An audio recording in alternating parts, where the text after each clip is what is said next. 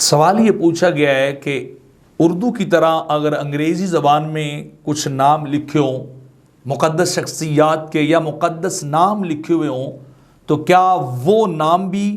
या वो इबारत भी उसी तरह काबिल एहतराम होगी जैसे हमारे उर्दू, अरबी, फ़ारसी वगैरह में लिखे होते हैं। आजकल चूँकि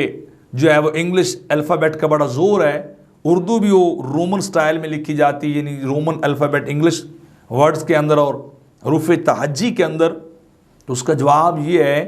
कि नाम किसी भी ज़ुबान में लिखे हो, उर्दू हो, अरबी हो, हिंदी हो, फ़ारसी हो, इंग्लिश हो या कि और कितनी सारी ज़बानें, जिस तरह उर्दू अरबी में वो काबिल एहतराम है उसी तरह वो उस ज़बान में भी काबिल एहतराम है। उनका एहतराम जो है वो किया जाएगा, क्योंकि किसी ज़बान से आप नफ़रत जो है वो नहीं कर सकते। ज़्यादा से ज़्यादा जो नफ़रत की गई है इंग्लिश से, वो सिर्फ इस वजह से कि कहीं उस कौम का कल्चर मुसलमानों में ना आ जाए, वरना उस नामों का, ज़बानों का एहतराम जो है वो अपनी जगह रहेगा। तो अगर इंग्लिश के अंदर मोहम्मद लिखा है या अल्लाह लिखा हुआ है, तो जैसे आपका अरबी और आपका अरबी के अंदर मोहम्मद सल्लल्लाहु अलैहि वसल्लम या अल्लाह जल्ला जलालुहू ये नाम लिखा हुआ है, तो फिर क्या होगा,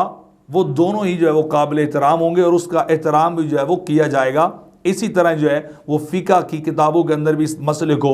जो है वो नकल किया गया है।